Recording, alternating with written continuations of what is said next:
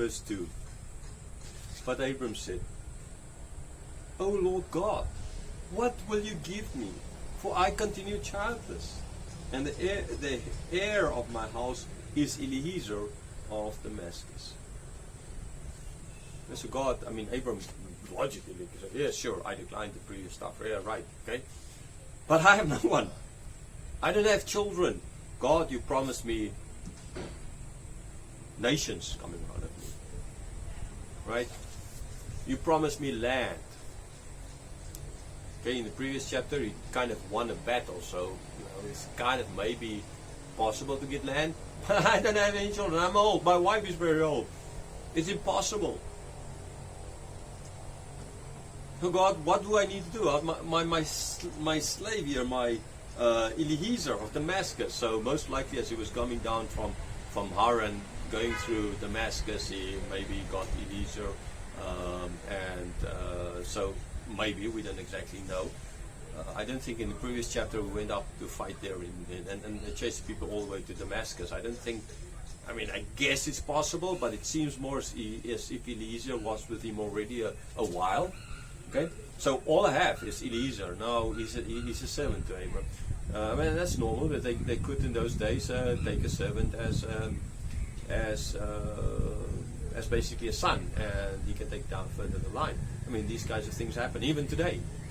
People without without children who either adopted, or even if not adopted, maybe someone at an older age, he just got him to work for him, and basically when in the world when they died, they left it to that person, right? I know of a personal example like that.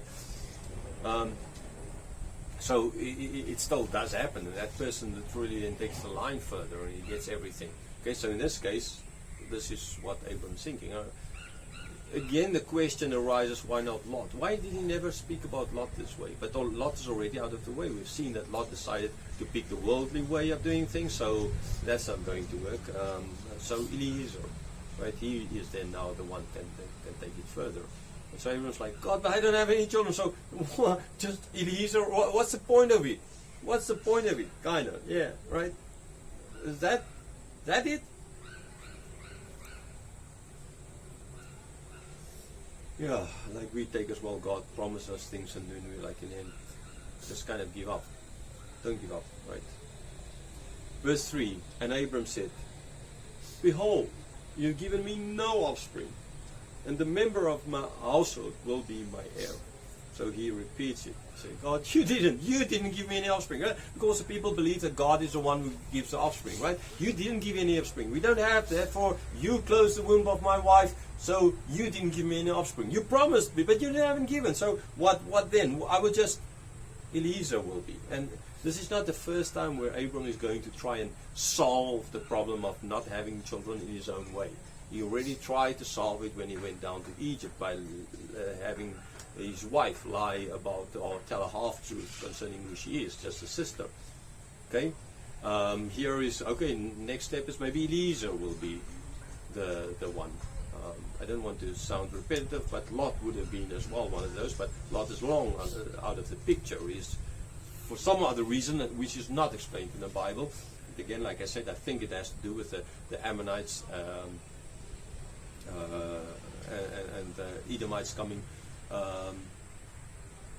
from not the Edomites, the Moabites and the Ammonites coming from Lot and as an enemy of the people, and so therefore they kind of that might be a reason, and they're most likely as well with other reasons were with Abram and Lot not really seeing eye to eye.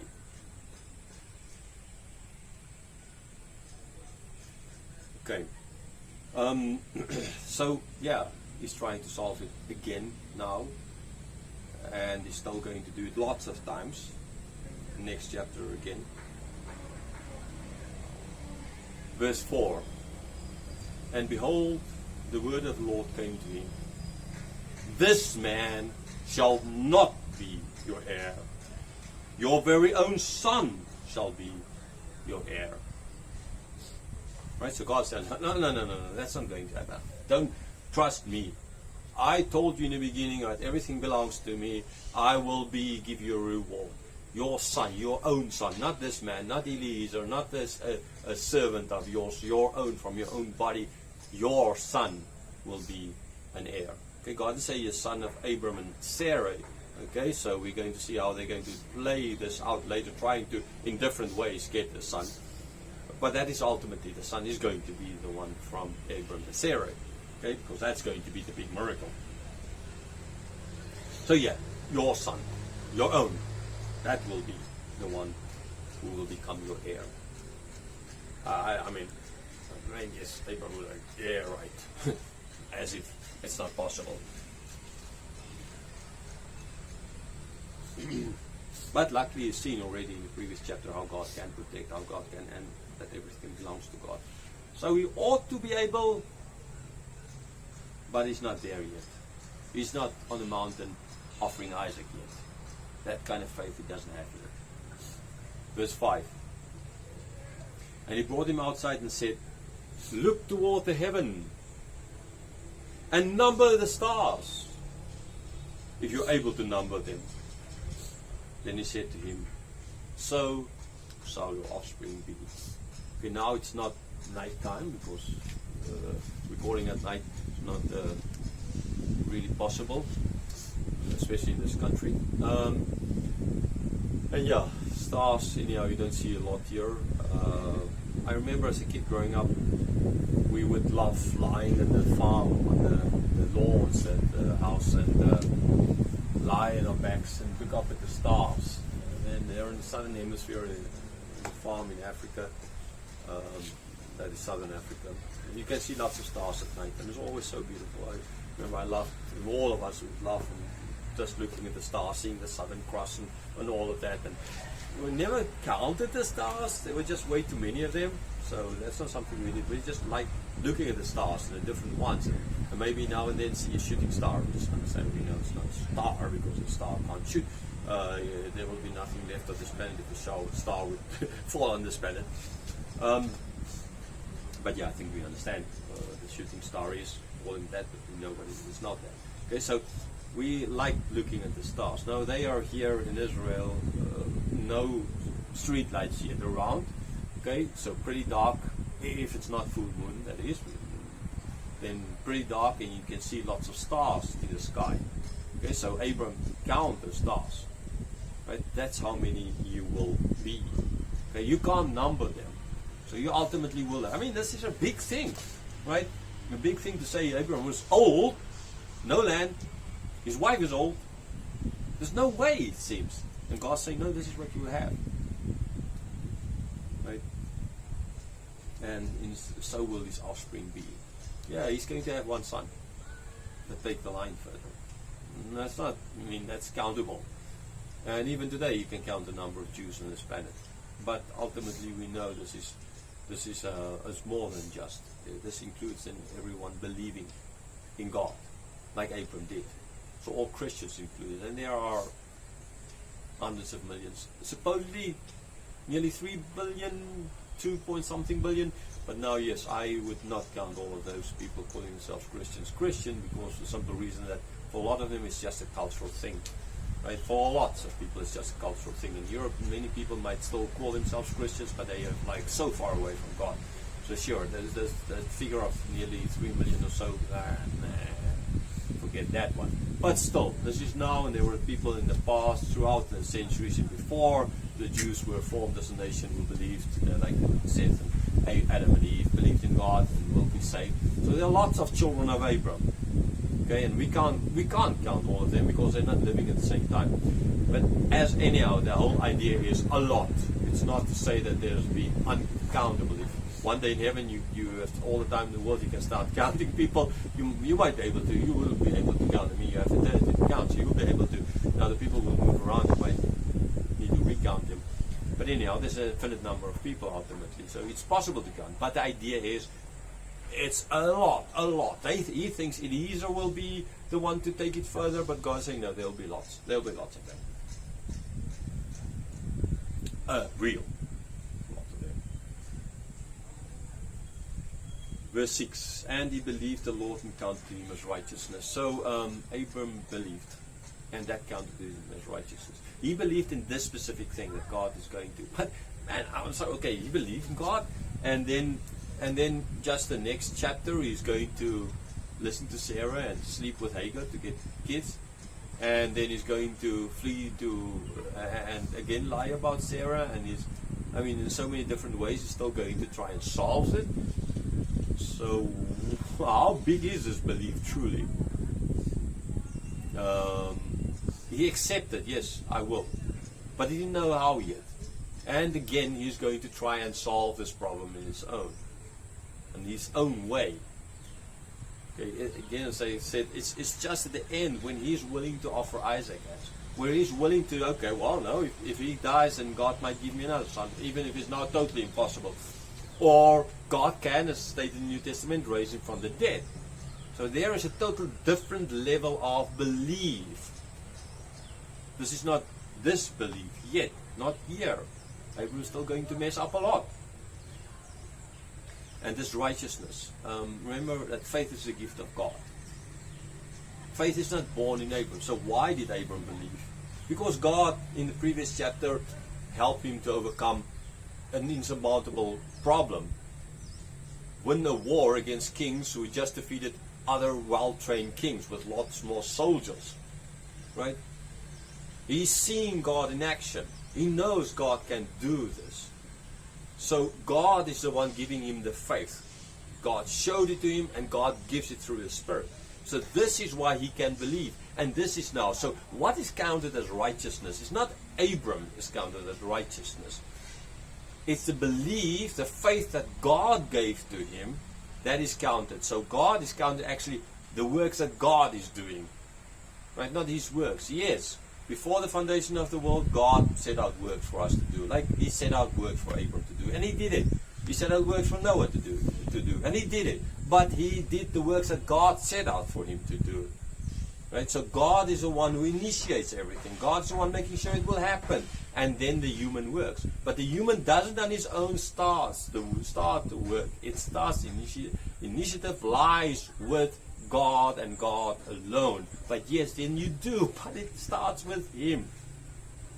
It's a reaction to what he is doing. It's he through his Spirit working in you so that you want to do it. So you do it. Okay?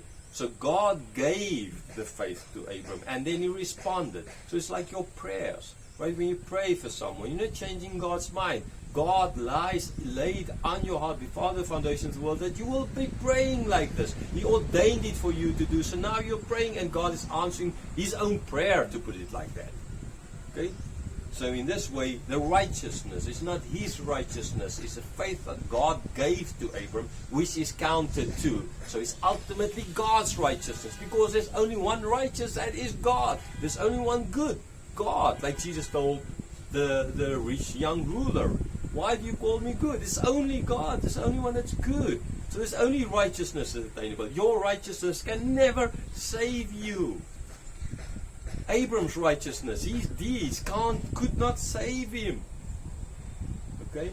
So please forget that as well. It's only the righteousness of Christ. That's what I call it alien righteousness. Right? It's outside. It's Christ's righteousness. In Christ you are saved. Because it's his righteousness that saves you. Not your righteousness. Not your deeds. Verse 7. And he said to him, I am the Lord who brought you out from Ur of the Chaldeans to give you this land to possess. Right? So here God is again just reminding him who he is. This is part of how the covenants work. God already a number of times here preparing Abram for this covenant. A number of times already mentioned what he will do for him. So how the covenants normally start is by God saying who he is. Okay, he is the Lord who brought him out of Ur. Like he's going to later on tell the Jews there in the desert, I am the God who led you out of Egypt. Right? I am. He is the Lord.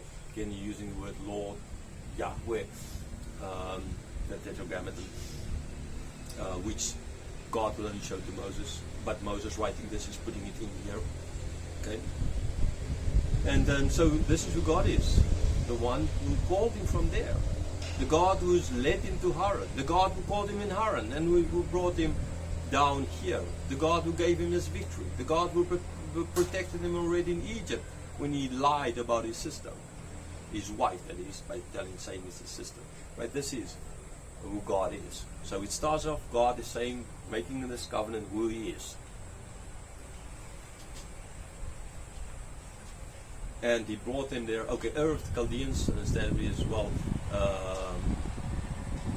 Moses writing this just to make sure that people know which Okay, it's the the Chaldeans, the one that's further there down to the Persian Gulf kind of idea, not the other Earths. They might have been most likely other Earths at that stage. He just wanted to make sure that the people exactly knew. Abram himself most likely would not have called it of the Chaldeans, right? Because it was not really that yet. It's only that now when Moses wrote these words. So that's just it's like when you speak, say for example South Africa, since I left, I've been there more than 10 years ago. Lots of towns changed their names at that time. So if I 10 years ago or 15 years ago would say that this is, say, for example, Port Elizabeth, then I would call it Port Elizabeth. But if I now speak to people, if I go now that they're now, I can't call it that anymore because it's not that anymore. It's not a different name. So then I would have spoken of it like that, but now I know. So if I now am going to speak about that that city as it's now, how it was like 15 years ago, I can't use the old name. I need to use a new name because new people, younger people won't know which city I'm speaking about. Okay, so this is just why he's using the Chaldeans, so that the people he's speaking now can understand.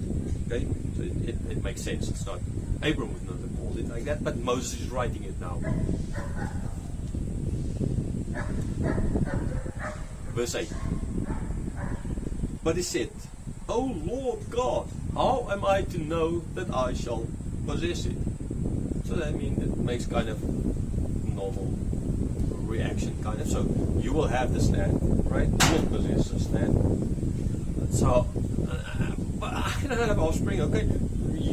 Your own child will be. Okay, I believe that. But the land now, how will I know that I'll possess it? Right? God, how will I know that I'll possess it? It's one thing to say. I mean, yeah, I fought a battle in the previous time. I kind of beat up the guys, but I don't have any of it yet, right? That was just getting those things back, and I don't have any of this. So how will I know? Verse 9. He said to him, bring me an heifer 3 years old, a female goat 3 years old, a ram 3 years old, a turtle dove, and a young pigeon. Okay, so here God now says, okay, how will I'm going to promise you. I'll make this covenant. I'll sign this covenant with you. Okay, so he needs to bring the heifer, goat, a ram, all 3 years old. We know three, the number of God, Trinity, perfection. Right, so you need to bring, that is what the ultimate age kind of. It's a little bit like a tree. You know, a mango tree, when it bears fruit, it doesn't bear fruit immediately. It takes a couple of years before it starts bearing its optimum amount of fruit, and then, or an orange tree or whichever kind of fruit tree you have, there's a time when it bears its optimum, and after that, when it gets older, then it starts bearing less. So you need to, like, even if it's not such an old tree and still bearing fruit, you need to cut it down and plant other trees. Okay, so you can get the optimal again. It's always, farming these days is a science. Okay, it's always kind of in a way being a science. And so as well, here in this case now, these, this is when they are like, this is perfection, so they need to be right, they need to be perfect. It's an offering to God. God doesn't want anything, He wants the best. Right? We like to give God just whatever, but we need to give the best to God. Right, so verse 10, and he brought him all these, cut them in half, and laid each half over against the other. But he did not cut the birds in half. Okay, so here in this park where we have now, it's like walkways. And I kind of always imagine, I think if you look in the camera now, here in the back is one of these walkways. Like always, like as if it's like that kind of, you have this road, and then the animals cut in half on both sides of it. Okay, and God's ultimately going to move through it, Abram not. Okay, so it's like these little walkways here. So you can imagine yourself a walkway, and then half of the heifer on the one side, and half on this side, etc. And so forth, the goat and the ram, but the doves that did not cut in half. Okay, so laying it against each other. What is the idea of this? Now, yeah, I know this is controversial in a certain sense. I like the what they see of this idea of the Suzerain Vassal Treaty, where the signing is now kind of happening, and where they're basically saying the people would make like a contract. With these days, we sign a contract with a name kind of idea, and easily break it. But now and then there's economic stipulations, but very often there's small print in there, and the other side breaks it, and especially the banks, they break it, and right, they anyhow don't pay up anything. I have examples of that,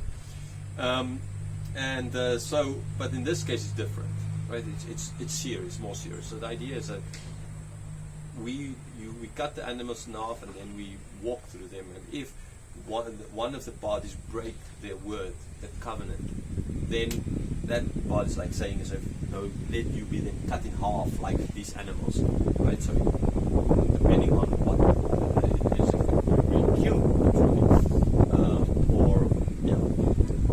and this is what is happening. God's literally saying, okay, so cut them in half, and if you break your covenant, you're dead, right? If I break my covenant, I'm dead.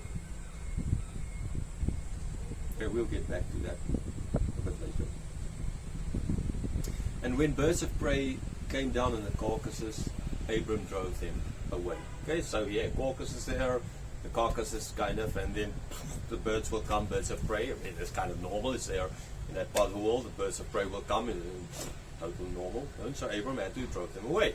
Seemingly, and he's an old guy and running on the old guy with his. I remember my grandfather running, after animals with his stick and trying to chase them away.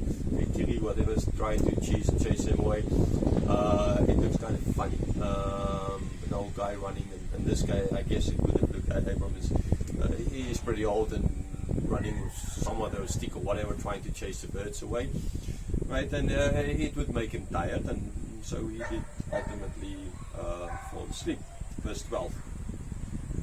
As the sun was going down, a deep sleep fell on Abram, and behold, dreadful and great darkness fell upon him. So, sun is going down. Abram, after running, chasing of the birds, is getting tired, and so he fell asleep. And there's this dreadful and great darkness. Now, that's always kind of a foreboding, kind of something serious is going to happen. Okay, is it something bad? No, I mean, it's not something bad for sure. Not. I mean, you think it more it's bad. In a certain sense, it's bad, but it's not, because God is going to appear there, and God is holy. And as we see in the Bible, and when God appears, or in angels, something that's holy, something that's different appears, and we are afraid. When the angel appeared to Mary, she was afraid. Well, all the time people are afraid. When Jesus did the miracle for Peter and giving extra fish, and caught the fish, Peter's reaction to that is, get away from me, because I'm a sinner. Right? We fear the holy. Okay, we can't create a God like God, because we fear the holy. We'll not come up with a God like this. And so you get this idea here as well. God's going to appear, and since God is holy, it does come with this wow, right? Keep the distance kind of idea. Okay, and so you can imagine that it's not negative in the sense that because God is going to sign this contract with him, God is going to put the stamp on it here. But foreboding here as well, that we treat God too easily these days. I mean, in church where people go, oh God, I saw this, I had this vision, or I had a prophecy, like the sitting and God like saying, come to me and sit on my knees and lap like you would, if I would sit on my grandfather's lap or something like that. We take God so, it's like blasé, so simple. We're like, no. The Bible, God's not like that. Right? God's not this old grandfather figure and having you sit in his lap kind of and rock you or something like that. That's not God. Okay? God loves us, yes, but that is not with God. There's this, God's totally other, He's totally holy, so there is this foreboding that we can see clearly coming here as well. So we need to start treating God with respect. The fear of the Lord is the beginning of wisdom. And the modern church as Christians, we don't respect God enough. We don't fear Him anymore. We just take Him for granted. So you need to get back and start fearing God like we see is going to happen here. Okay? The sense of foreboding, because the Holy God is coming down.